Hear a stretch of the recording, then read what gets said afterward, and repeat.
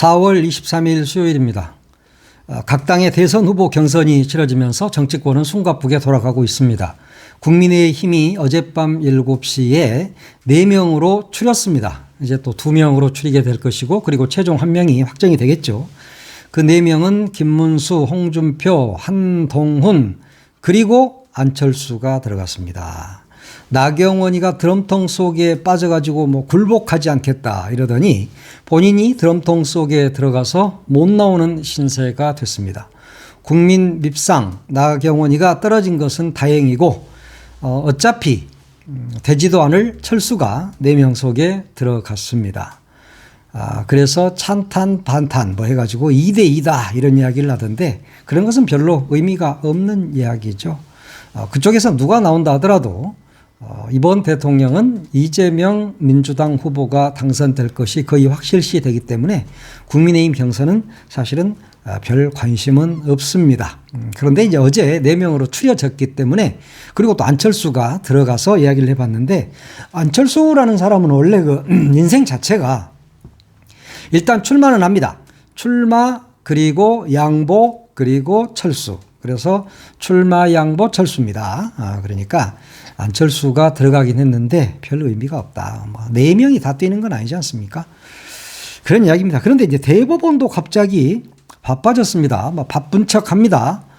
어제 오후에 이재명 후보의 선거법 위반 사건, 이것을 전원 합의체에 회부했습니다. 그리고 곧바로 오후 2시에 합의 기회를 열어서 심리 절차에 돌입했습니다. 굉장히 빠른 속도죠. 원래 대법원 2부에 이 사건이 배당이 됐는데 2시간 만에 전원 합의체로 다시 올렸습니다. 조희대 대법원장이 결정을 했다고 그래요.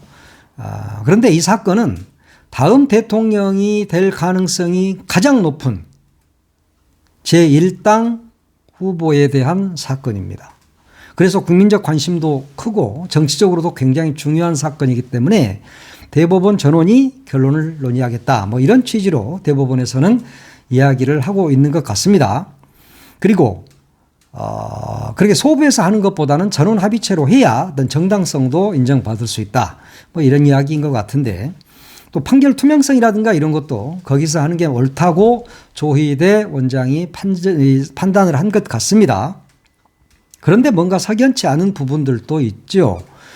사건이 소부에 배당된 당일에 갑자기 전원합의체로 회부된 것, 이 자체가 굉장히 이례적인 일입니다. 통상 대법원은 소부에서 사건을 심리한 뒤에 의견 일치가 잘 되지 않거나 기존 판례를 변경해야 할 사안이 있을 때, 그때 전원합의체에 올립니다. 그런데 이 건은 조희대 대법원장이 곧바로 전원합의체의 심리를 직접 결정한 것으로 파악이 되고 있습니다. 그래서 좀 이례적이다, 이렇게 보는 것이죠. 그동안에 조희대 대법원장은 633 법칙 이런 걸 이야기했지 않습니까? 특히 선거법 같은 경우는 1심 6개월, 2심 3개월, 3심 3개월 해서 633을 이야기해 왔는데, 이 규정에 따른다 하더라도 6월 3일 대선 전에 나올 가능성은 거의 없다고 봐야죠. 6월 26일이거든요. 333 법칙을 적용한다고 보면. 그러니까 지금 대법원 입장에서는 굉장히 이것을 좀 속도감 있게 심리를 하겠다, 이런 생각을 하고 있는 것 같은데, 그럼에도 불구하고 선고 시점이 앞당겨질 가능성은 거의 없다라는 게 법조인들의 이야기입니다. 왜냐? 대법관 4명이 논의할 때, 소부에서 논의할 때보다 대법관 지금 12명이거든요. 14명인데 2명이 회피 신청했고, 그러면 12명인데 이 12명이 심리를 하기 때문에 오히려 절차는 굉장히 지연될 수 있겠죠. 그리고 전원합의체는 대개 6개월 이상 장기간 심리하는 경우가 대부분입니다. 그러니까 아무리 빨리 한다고 해도 대선 전에 결론을 내는 것은 거의 불가능하다. 그리고 특히 이 사건의 경우는 1심에서는 유죄가 나왔고 2심에서는 무죄가 나왔습니다. 그러면 1심과 2심이 확연하게 엇갈린 사건입니다. 그렇기 때문에 대법원, 즉 전원합의체에서도 이 사건이 빨리 심리가 이루어지기는 어렵다. 그만큼 복잡할 수도 있다, 그런 이야기입니다. 그럼에도 불구하고 대법원이 이것을 축겨든 이유는 뭘까? 그리고 이렇게 속도감 있게 밀어붙이려고 하는 이유는 뭘까? 하는데 의구심을 가질 수밖에 없습니다. 어떻게든 이재명을 죽이려고 하는 그런 의도가 아닐까 하는 생각을 하는 것이죠. 지금 대법관 14명이거든요. 그런데 이 중에서 뭐 행정처장 빠지고 노태학 선관위원장은 뭐 선거를 관리하는 사람이기 때문에 빠지겠다. 그래서 또 회피하고 이래서 12명. 성향으로 보면 보수와 중도가 10명, 진보가 2명 정도로 짜여져 있습니다. 그러면 좋지 않은 결론이 나올 수도 있죠. 물론 헌재에서 봤듯이 판사들이 이념에 얽매이기보다는 정확한 판단을 하는 사람들이라는 것이 판명이 됐죠. 그렇지만 판사도 사람이기 때문에 뒷일은 아무도 모르는 것입니다. 하지만 또 한 가지는 문재인 정부 시절에 그 김명수 대법원장이 임명한 대법관이 6명이라는 것. 그렇기 때문에 성향속으로 다시 분류를 해보면 6대 6이다. 그러면 6대 6이면 기각이죠. 그렇게 되면 이게 이재명 후보의 무죄가 이제 대법원에서까지 확정이 되는 셈입니다. 그럼에도 불구하고 조희대라는 이 참 사람이 대법원장이기 때문에 불안감은 있는 것이죠. 이 사람은 윤석열이가 내란을 일으켰을 때도 또 서부지방법원 폭동이 있었을 때도 입을 닫고 있었습니다. 사법부가 폭도들에 의해서 파괴될 때 그때도 아무 말도 하지 않았고 윤석열에 의해서 헌법이 유린당할 때도 말 한마디 하지 않았던 사람입니다. 물론 판사들은 말이 없습니다. 왜? 판사는 판결로서만 말한다라고 하기 때문에 그렇지만 사법부가 폭도들에 의해서 그리고 저 이상한 윤석열이라는 괴물에 의해서 유린될 때 그때조차도 아무 말이 없었다. 입장문 하나 없었다는 것은 윤석열을 지금도 엄청 지지하는 사람이 될 가능성이 있다는 것이죠. 뭐 윤석열이 임명한 사람이니까 그럴 수 있겠죠. 그 양승태의 사람이다 이런 이야기 있잖아요. 그렇다면 지금 조희대가 이재명을 죽이기 위해서 나선 게 아닌가 하는 그런 의심도 해볼 만합니다. 아무리 죽이려고 해도 이재명은 죽지 않으니까 그러면 내가 나서서 마지막에 법으로 내가 죽여볼게 하고 조희대가 나섰을 수도 있다.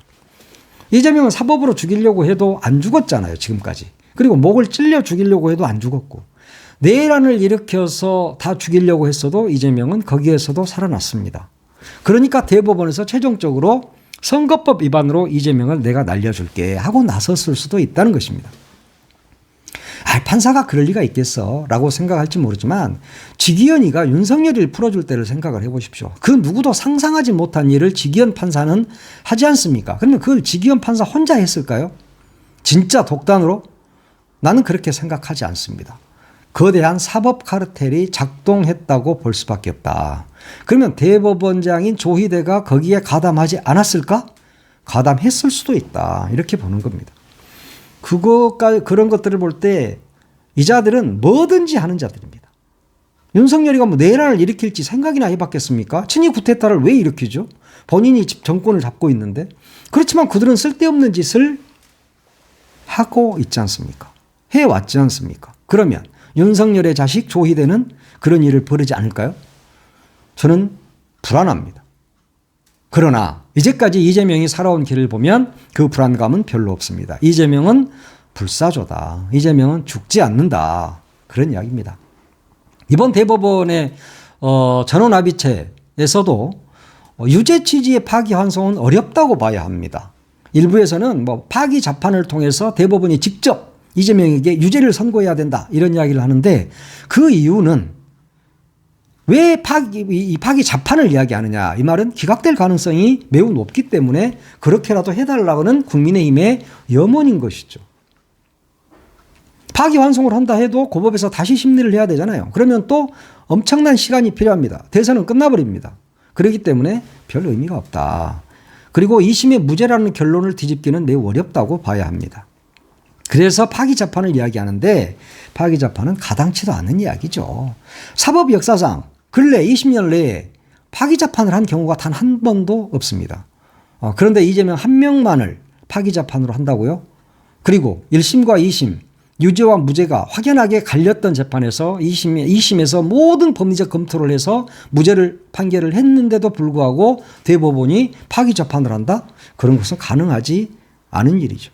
그리고 파기재판이라는 것은 유죄를 무죄로 바꾸는, 그러니까 피고인에게 훨씬 유리하도록 할 때는 파기재판을 할 수도 있다고 그러더라고요. 그렇지만 무죄를 유죄로 만드는 파기재판은 아직까지는 없다. 예. 결론적으로 아무 걱정할 필요가 없다는 점을 말씀드립니다. 조희대가 아무리 희대의 나쁜 놈이라 하더라도 40여일 후면 이 나라의 대통령이 될 사람에 대해서 그 사람의 재판을, 그것도 2심에서 무죄를 받은 판결을 뒤집을 리는 없다. 이렇게 봐야 하는 겁니다. 상고심이라는 게 그 법률심이라고 그러잖아요. 원래 그러니까 원심 판결에 적용된 법리가 적용하는 게 이 법리를 적용하는 게 맞느냐 틀리느냐만 보는 거거든. 그렇잖아요. 그것은 뭐 누구나 다 아는 거잖아요. 그리고 뭐 이 사람 여기에서 뭐 재판을 따로 하거나 그러진 않으니까 법률심을 하는 것이고, 또 징역 10년 이하의 형이 선고된 사건에 대해서는 별도로 사실관계를 따지지 않습니다. 그러니까 중범죄 그리고 10년 이상의 형에 선고된 사건, 이런 것들만 보는 겁니다. 이미 1심, 2심에서 공소사실에 대한 판단을 마쳤지 않습니까? 그리고 무죄 판결에 법률상 오류가 없어. 그런데도 불구하고 검찰이 상고를 했어. 그러면은 상고를 한 검찰을 호되게 나무라야 하는 것이 대법원의 역할입니다. 그런 주장들을 이재명 후보 측에서 내놨습니다. 박균택 법률지원단장인가요? 국회의원. 이분도 그런 이야기를 하고 있더라고요. 하여튼 이 지기현이가 윤석열이를 풀어주는 것도 말도 안 되지만 그걸 뭐 그대로 다 받아들였었잖아요. 그런데 조희대가 또 이재명 후보에 대해서 이상한 짓을 할 것이다. 그러지는 않을 것이다. 네, 저는 그렇게 봅니다. 이제 이재명 후보는 6월 3일 전에 무죄가 확정이, 대법원에서까지 무죄가 확정이 되면 사법 리스크를 완전히 벗고 이제 홀가분하게 대통령직을 수행할 수 있을 겁니다. 매우 안정적으로 나라를 끌어갈 수 있을 것이라고 봅니다. 왜냐? 이재명은 죄가 없잖아요. 무죄라잖아. 무죄. 김문기 문제에 대해서 알고 모르고의 문제는 인식에 대한 문제다. 이것은 허위사실 유포나 이런 게 아니다라고 2심에서 분명히 이야기를 했고, 후에 백현동 사건 건에 대해서도 그렇게 이재명 당시 시장이 그렇게 인식했으면 인식한 것 아니냐 하는 그런 취지였지 않습니까? 그렇기 때문에 뒤집을 수는 없다. 그리고 재판은 장난이 아니다. 그런 이야기입니다. 지금 이렇게 여기저기에서 이재명 대표를 막 죽이려고 막 하잖아요. 그런데 또 이재명 대표를 협박하는 글을 올린 30대가 있었습니다. 지난 20일에 밤 11시에 페이스북에 이런 걸 막 올렸잖아요. 이재명 암살단을 모집한다. 이따위 소리를. 정말 이게 살인을 공모하는 거거든요. 이런 것들. 이 30대가 잡혔는데 장난 삼아서 그랬다라고 했답니다. 장난으로 사람을 죽입니까? 그러면 안 됩니다. 이자들은 반드시 강하게 처벌을 해야 된다. 그리고 또 70대 이 아저씨가 갑자기 이재명 체포조를 만들자. 조건은 무술유단자, 죽음이 두렵지 않는 자, 이랬다는데 70대 어르신께서 이재명 체포조 만들어서 죽음이 두렵지 않은 자를 체포조를 만들겠다. 이재명 죽여서 뭐 하려고 그럽니까? 당신 목숨이나 잘 챙기세요. 그래 놓고는 이제 경찰에 잡히니까 나 술김에 그랬다고. 술김에 그러면 이재명 체포조 만들고 무술에 능한 자 만들고 죽음이 두렵지 않는 자 모집해가지고 이재명이 죽이려고 하면은 그게 되겠습니까? 나이를 똥구멍으로 먹었습니까? 어디로 먹었습니까? 나이를 먹었으면 나이값을 좀 하란 말이야. 응? 지금 이 나라를 구하겠다고 나선 저 이재명 후보에 대해서 이재명을 체포하자, 이재명을 암살단을 모집한다. 이따위 말을 하는 것이야말로 참 인간이길 포기한 게 아닌가 그런 생각이 듭니다.